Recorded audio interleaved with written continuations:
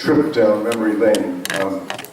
In 1976, I had finished my psychiatric residency and was working as a doctor, but on the side I was a musician and would play music and sing for a group that sang bhajans in a popular way for Sufi classes, and I was teaching meditation in two hospitals because of my interest in meditation. And I would sing for various gurus who would travel through Cambridge, but I was basically lost and didn't know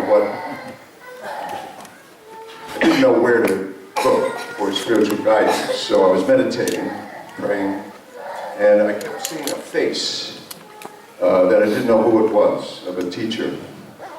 So I was wandering around one day, and I accidentally, of course, Swami uses many accidents,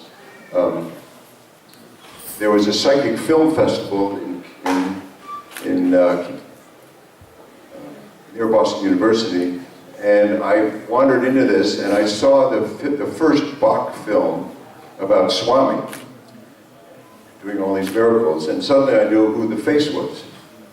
I said, this is who I've been seeing in my meditation. So I went to the Indian store in Central Square, and there's a fellow there named Nada from Sri Lanka who sold me a book on the first Satya Sai Baba book, and then he told me that there was a center somewhere at Harvard. So I went looking at Harvard and found the Phillips Brooks meeting. And when I first went to the meeting, there was Bill, Marcia, and Ram there, three of them, and I was the fourth at that moment. And I started going to the center. So we were doing bhajans, and in the Christmas of '77, Bill and Marcia said they're going back to India for their first trip since they had their extensive visit with Swami in 1970. So I said, I'm going along. So we all went. The center went to Vrindavan, and we had a wonderful experience. Swami was extremely gracious, and we were at a wedding, and actually I took a picture I sent of Swami, who was standing, this far from me, and it whetted my appetite. So then we did a Khanda bhajan. We started doing Khanda bhajans in my basement. The center was at Phillips Brooks' house. Later, the center moved to my house, which was much bigger, and where we could do the Khanda bhajans, and basically everyone could move in. They moved in for the weekend, and we all stayed there. It was a glorious event that my children thoroughly enjoyed. But in '78, Swami announced that Westerners could go to summer showers, the 30-day course in Vrindavan. So a bunch of us, the center said, we're going. So we all went to the summer showers course, which was an unbelievable experience. I was there for 6 weeks, 4 weeks in Vrindavan, and then in Puttaparthi. Every night, Swami would give a discourse. During the day, there were lectures. And it was actually very tiring. You'd get up very early and do yoga. It was an extremely great program. And then on Sundays, you think you'd have a break, but no, Swami would come with trucks. And he'd say, everyone get in the trucks, and he'd drive us to a village. And we'd clean the village for about 3-4 hours.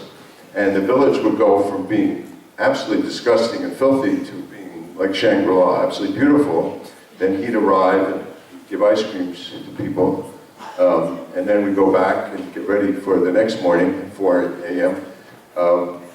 And this went on for 30 days. I had many experiences. In 5 minutes, I can't share all the experiences that we had.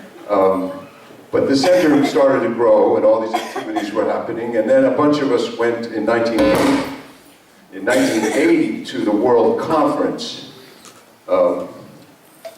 And I think it was the first big World Conference that we all went to. And then we started going. I think we went every 5 years, 85, 90.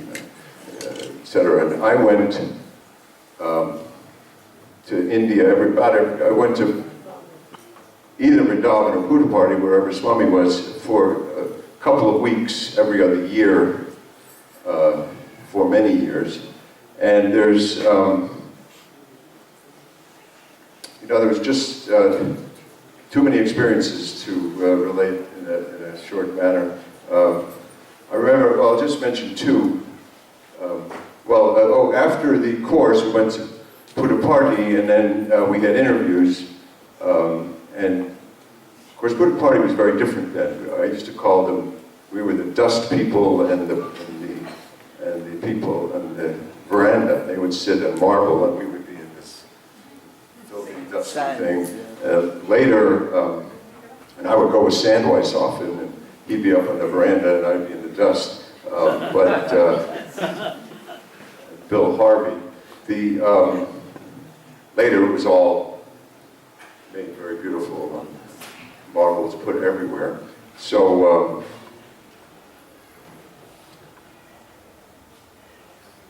I'm not sure what else to say.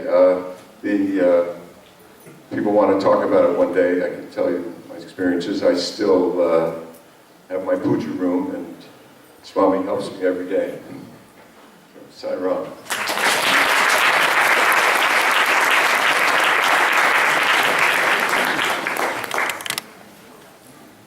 Thank you very much, John. Actually, in his house was the Boston Center from 1982 to 2000. 18 years it was housed in Dr. John Lieff's house. You know, Lieff,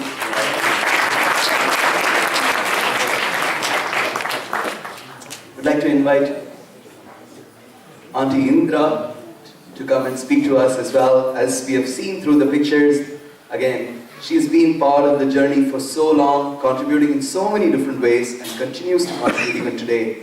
I particularly want to call out that Auntie moved her ticket to go to India. She is leaving tomorrow morning to Prashanthi Nilayam for Swami's birthday, just to be able to participate in this event here today. So thank you so much.